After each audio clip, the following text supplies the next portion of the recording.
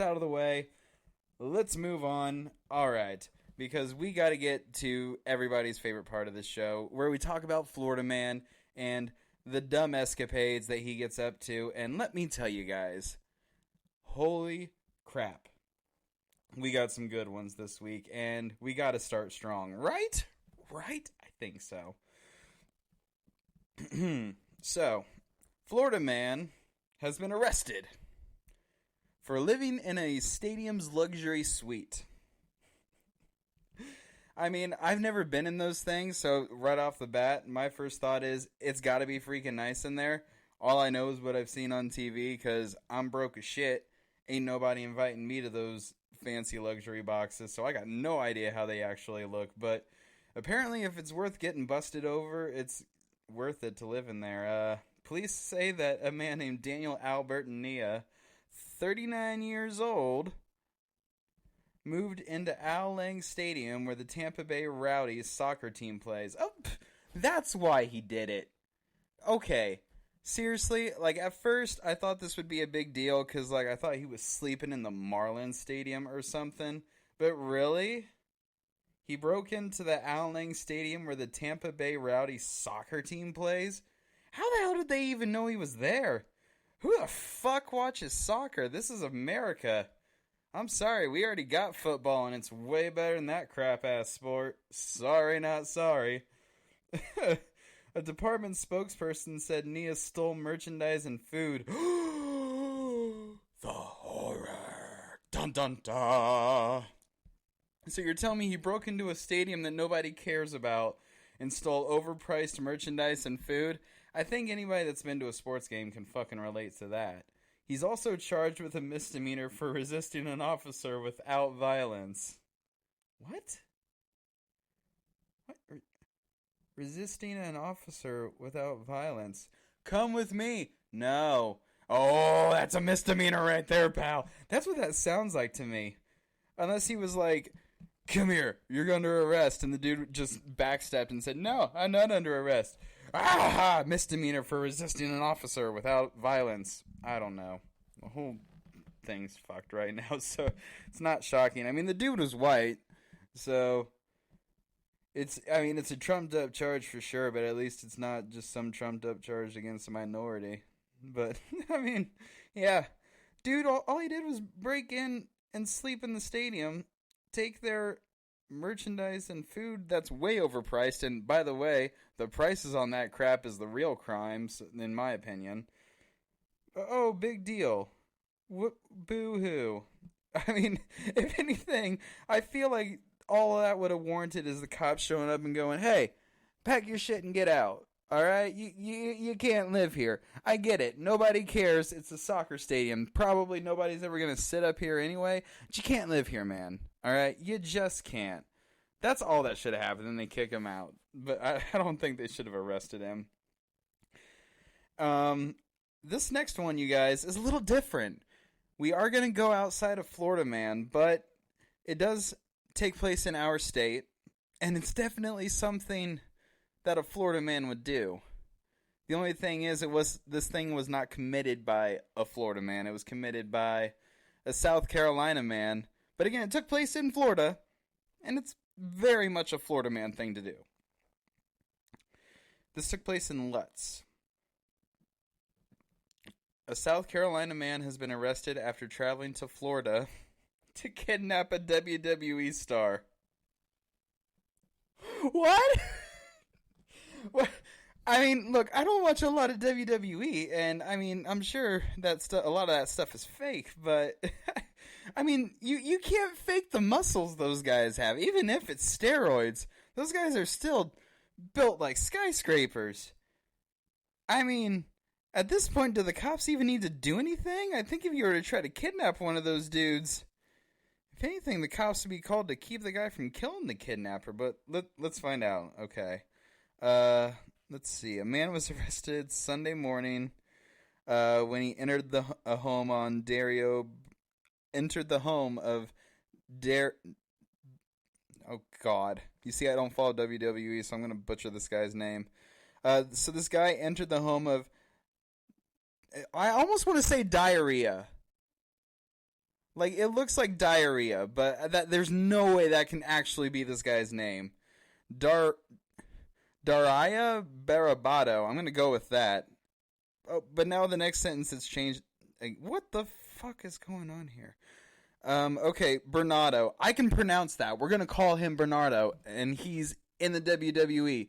Any of those fans out there that want to tell me what this cat's actual name is, knock yourselves out. But I'm sorry, I'm going to fuck it up, apparently. The sheriff's office said Philip Thomas, 24, entered Bernardo's home in Lutz after cutting a hole in the patio screen and remained there for hours watching and listening through the window. What? Dude! Okay, I get it. You're a wrestler, so, I mean, you're not, like, trained for tactical fighting, and you probably are not generally too good at remembering what your surroundings are in the moment, but how do you let a dude just cut a hole through your patio screen and watch you for hours? That's creepy as hell. After the homeowner went to bed around 2:45 a.m. Okay, so, I mean, at least he was asleep. Thomas allegedly came in the house through a sliding door which activated an alarm. Shocker. The homeowner looked out a window and spotted Thomas, according to the sheriff's office. She and a guest left the home in a car and called 911. Oh, it was one of the female wrestlers. Maybe it is Daria. I still think it's diarrhea, but someone's going to have to correct me. When the deputies arrived, Thomas was still in the home. The WWE wrestler and a guest, like, booted out of the house and was like, "Nope, not staying here," which is honestly really shocking. I would think for a WWE star, she would have, like, stood her ground and been like, "Come on, motherfucker, let's go. You want to get fucked up by a girl? Now's the time." But I guess not. I guess it was just a run, which, I mean, I can't blame him. There's no judgment. I'd probably do the same. I'm not a fighter. Someone broke in. I don't have a gun. Yeah, let's jump out the window. I mean, no judgment. I'm not judging anybody. When deputies arrived, they said that Thomas was still inside the home. Deputies said that he had a knife, plastic zip ties, duct tape, mace, and other items. Okay, so it was probably a good idea that they booted out of there. Hillsborough County Sheriff Chad Cornister told WFTS-TV that Thomas was obsessed with. Now it's Bravado again. The fuck? Our deputies are unveiling the suspect's disturbing obsession with this homeowner, who he had never met but stalked on social media for years. Ah, there it is. He's probably one of those guys that slides into girls' DMs and is like, "I'm a nice guy." And they're like, "Fuck off, creep." And then he goes on Facebook or Twitter and is like, "All the girls don't like nice guys. I'm a nice guy, but then you just get taken for granted." The cringy guy. Yeah, I'm betting that's who this cat was. He was charged with aggravated stalking, armed burglary of a dwelling, attempted armed kidnapping, and criminal mischief. And I don't mean this in a sexist way, really. I don't. But I feel like if he had done this to a guy WWE star, he would be dead. That's all I'm going to say about that. I'm not going to say nothing more. Like I said, if I were in her shoes, I'd do the same damn thing. So no judgment, but I'm just saying, I feel like if it was one of those tank men that have arms the size of my face, he probably would have been dead. But let's move on. Because we got ourselves a little crazy person. I know, right? Florida man. Who knew? Who thought he'd be crazy? Dozens of pipe bombs found in Florida man's home. Oh, boy. In Boynton Beach. I feel like I read a lot of stories out of Boynton Beach. What are y'all doing down there? What's going on? We can't be doing this. This is nonsense. And I really need this ad to go away because it's getting in the way. I don't care. Just go away. Let me see if I can't fast forward and get this to go away. Yeah. I don't care. Great. End. Stop. Oh my God. Go away. Thank you. Boynton Beach, Florida. Florida man who police say built and set off several pipe bombs near his apartment told detectives he's been making devices for years and buys the materials on eBay. According to authorities, just one of the many great uses of eBay. That's all that is. Gregory Haazze. Haasze. I'm Haazze. 34, was arrested for 26 counts of making, possessing, throwing, projecting, placing, or discharging a destructive device. Bureau of Alcohol, Tobacco, and Firearms and Explosives has taken over the investigation as of Thursday. According to his arrest report, officers responded to reports of an explosion on Wednesday. When officers arrived on scene, they found several partially detonated devices in the road, along with 6 additional devices that appeared to be PVC pipes sealed with a PVC cap on each end and a fuse attached. Inside the PVC pipes were black powder, nails, metal screws, and metal pellets. So yeah, we have a regular old good old domestic terrorist right out there in Boynton Beach. I'm glad that, a lot of people are crafting right now because of the pandemic, and I say go for it. But this is how you know crafting has gone too far. When you're making pipe bombs and ordering stuff off of eBay, just make yourself another crochet blanket or something. Get another cat. That's always an opportunity. I mean, if you don't have a cat, go buy a cat. Give that a lot of time and affection, trust me. And a newborn kitten will take up plenty of time if you're bored during quarantine. You don't need to go making pipe bombs. Come on, Florida man. We need you not doing dangerous stuff like this so you can go back to doing stupid stuff that we can laugh at, all right? Get your shit together. All right, let's move on, though, because we got more. Florida man's been busy. We're in a pandemic. Florida man is bored. Florida man has nothing to do. So, when Florida man has nothing to do, you can probably guess, he likes to play with fire. And he definitely does. And this Florida man got so damn bored, he set his own damn trailer on fire.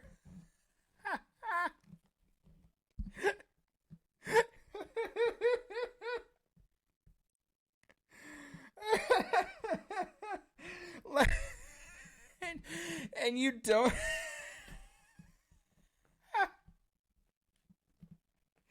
you don't... I can't help it. You don't get any more white trash than this.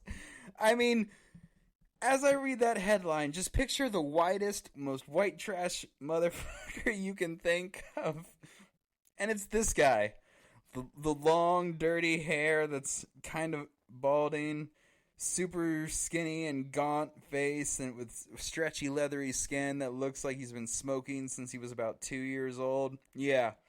Fits the profile perfectly, y'all. This is in Pensacola,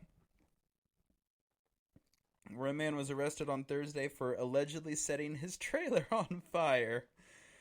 Alvin William Cohen, 51, is charged with arson. The incident happened on August 2nd at the 200 block of Roslyn Way in Pensacola.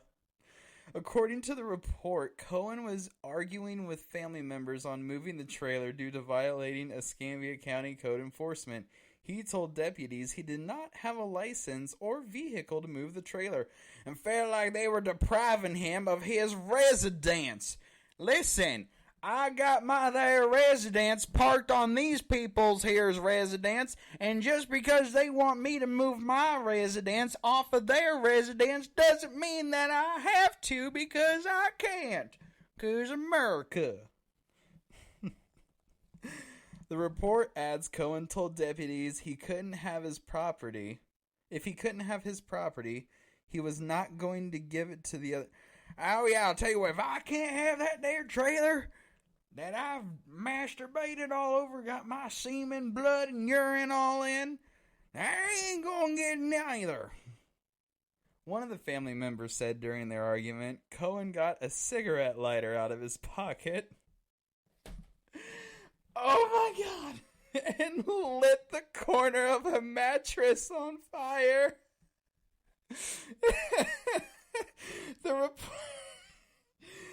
Family members tried putting out the fire when it spread through the trailer.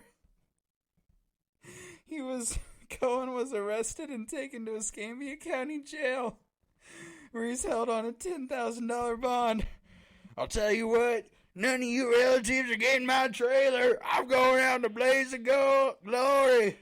You can have the ashes, you sons of bitches. Fucking Florida man. If I can't have it, I'm gonna burn it down. Perfect logic. God. Alright, we got one more. We got one more and then we can move on, you guys. I can't help it though. God, Florida. What are you doing? You almost gotta ask, what do we put in our goddamn water, y'all? Jesus. Alright, let's see here. What was this guy up to? Florida man accused of climbing onto a semi in traffic during a road rage incident. He faces battery charges. Listen, my dad was a truck driver for a while. There's one thing I've learned, you don't mess with those guys. Listen, I'm not saying there's anything wrong with them. I've met a lot. They're really nice people, really down to earth, really chill dudes. Nothing wrong with them, but with any other profession, they got their crazies. And I feel like with truckers, when they're crazy, it's dialed up to like 1,000. So you got that plus Florida. Combine that Florida trucker. If the Florida trucker in question is a crazy motherfucker, you really don't want to mess with them. Just saying. But let's find out why you don't mess with them. Let's see. Following an argument on a busy interstate, a Florida man got out of his vehicle, climbed up onto a cab of a semi-truck to confront a driver. Oh boy. Deputies said traffic was at a standstill on Interstate 95 Thursday when Richard Robitelli. It's a Richard Robitelli. He's a 37. He got into an argument with a 65-year-old man driving a semi-truck. Hey, you moving your truck. What do you got going on? After the verbal altercation, Robitelli got out of his vehicle, climbed the steps leading up to the cab of the semi, and continued the argument, records show. The semi-truck driver attempted to burn Robitelli with a cigarette, which caused Robitelli to push the driver's arm away, according to the report. Robitelli was arrested on a charge of battery on a person 65 or older, and damn, he got off lucky.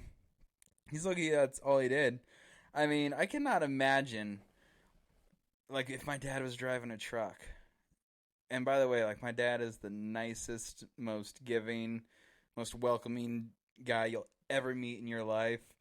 But when people like that are that nice, that means when you unleash the dark side, it's very dark and very scary.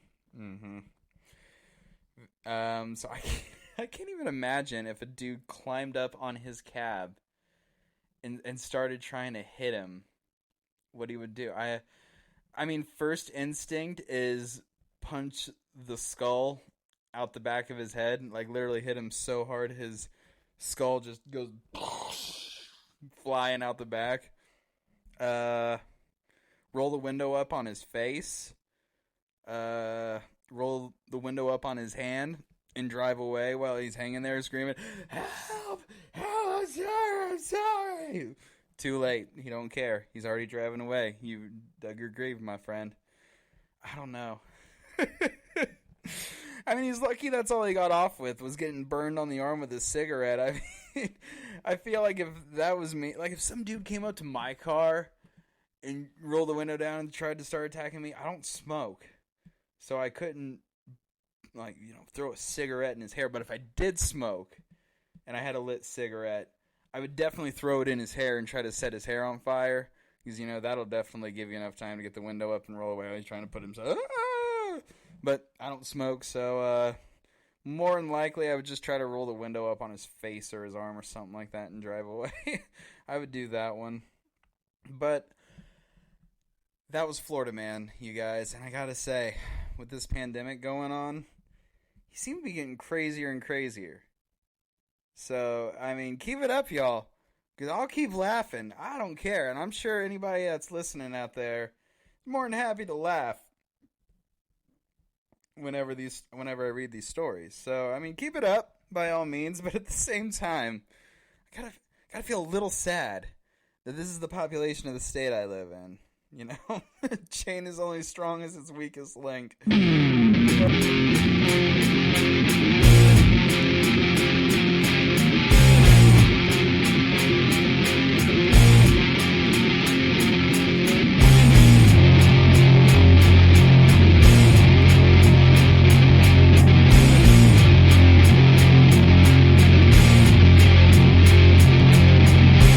Average Idiot Podcast.